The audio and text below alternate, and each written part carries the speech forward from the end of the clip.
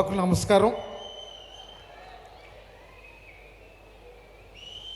ఇప్పటిదాకా సినిమా గురించి మాట్లాడమంటే అందరూ నా గురించే మాట్లాడారు. కవితక్క నా గురించే మాట్లాడింది, సాంబశివరావు గారు, మంత్రి గారు.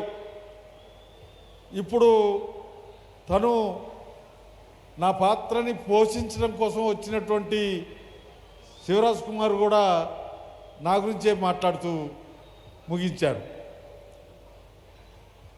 నేను నా గురించి చెప్పుకోవటం కాకుండా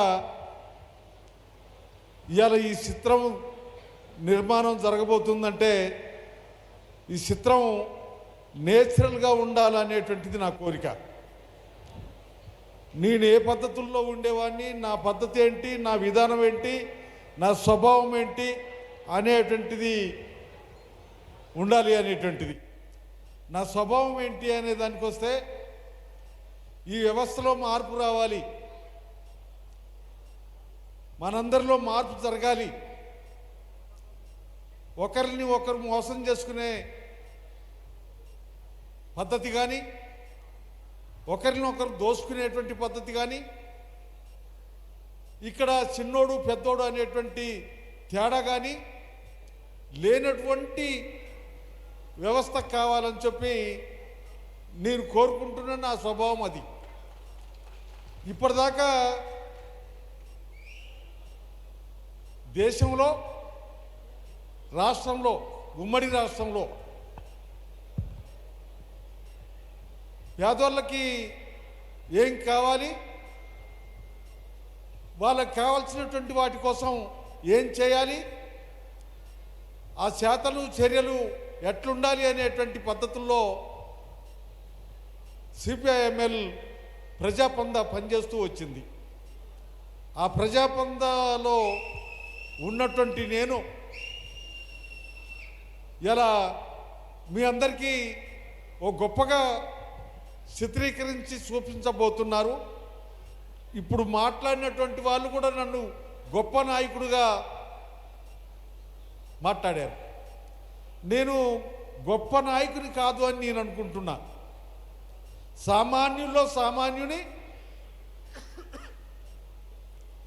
సామాన్య ప్రజల కోసం ఆ ప్రజల్లో ఉండి ఆలోచిస్తున్నటువంటి వాడిని, అట్లా నన్ను చూడాలనేటువంటిది నా భావన. ఇలా ఈ చిత్రం నిర్మాణం జరిగిన తర్వాత ఈ సభకు వచ్చినటువంటి మీరే కాకుండా మన రాష్ట్రంలో, మన దేశంలో ఉన్నటువంటి ప్రజలందరూ చూసి ఆ మార్పుకి స్పందిస్తారని చెప్పి, ఆ మార్పుని అమలు చేస్తారని ఆశిస్తారని నేను కోరుకుంటున్నా, భావిస్తున్నా. ఇలా మనం అందరం ఎక్కడున్నాం, ఏం చేస్తున్నాం, జరుగుతున్నటువంటి పరిణామాలు ఏంటి అనే విషయానికి వస్తే మనల్ని పాలించేటువంటి పాలకులు, ప్రభుత్వాలు మనకు సాలినంత సౌకర్యాలు కల్పిస్తలేరు. మనకున్నటువంటి సమస్యలన్నింటినీ పరిష్కరించే స్థితిలో లేరు.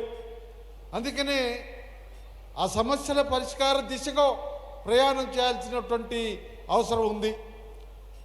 మనం కళ్ళు తెరవడం కాకుండా మన పాలకుల్ని కళ్ళు తెరిపించాలి అనేటువంటి భావన నేను భావిస్తున్నాను. కళ్ళు తెరుచుకొని ఉన్నారా, మూసుకొని ఉన్నారా అనేటువంటి దానికి వస్తే ఎప్పటికప్పుడు గొప్పలు చెప్తున్నారు, హామీలు ఇస్తున్నారు. కానీ ఆ గొప్పలకి సంబంధం లేనటువంటి పద్ధతుల్లో, హామీల్ని అమలు చేసే పద్ధతుల్లో లేరు అనేటువంటిది మనకందరికీ కనపడుతుంది. అందుకని ఈ సినిమా, ఈ పిక్చరు, ఈ చిత్రం దాన్ని చూపేబోతుంది అని నేను భావిస్తున్నా.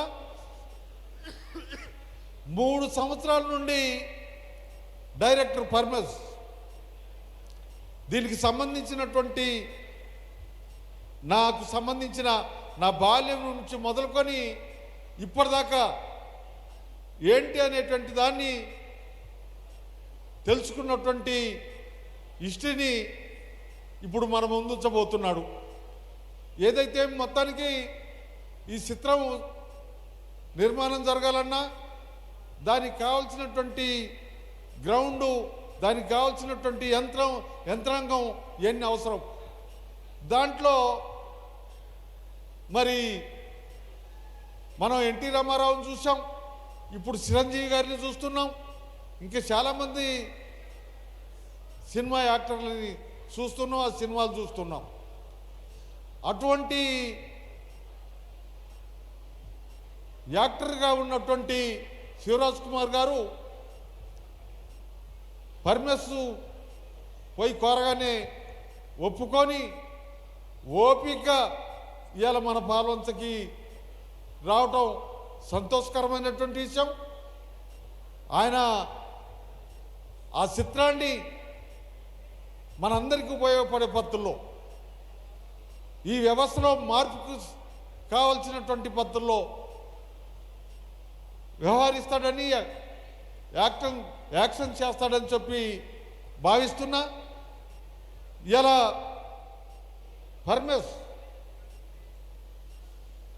పర్మిస్ చాలా రిస్క్ తీసుకున్నాడు. ఆయన తీసుకున్నటువంటి రిస్క్ని ఇక్కడ మన పాల్వంచలో ఉన్నటువంటి సురేష్ రెడ్డి గారిని కూడా దింపాడు. మొత్తానికి సురేష్ రెడ్డి గారు, పరమేశు, శివరాజ్ కుమార్ గారు వీళ్ళు మన ముందున్నారు, ఇప్పుడు మన ముందుకి రాబోతున్నారు. మన ముందుకి వచ్చేటువంటి చిత్రం ప్రజలకి ఉపయోగపడే పద్ధతుల్లో, ప్రజలు ఆలోచించే పద్ధతుల్లో, ప్రజల్లో మార్పు వచ్చే పద్ధతుల్లో ఉండాలని చెప్పి కోరుకుంటూ సెలవు తీసుకుంటున్నా.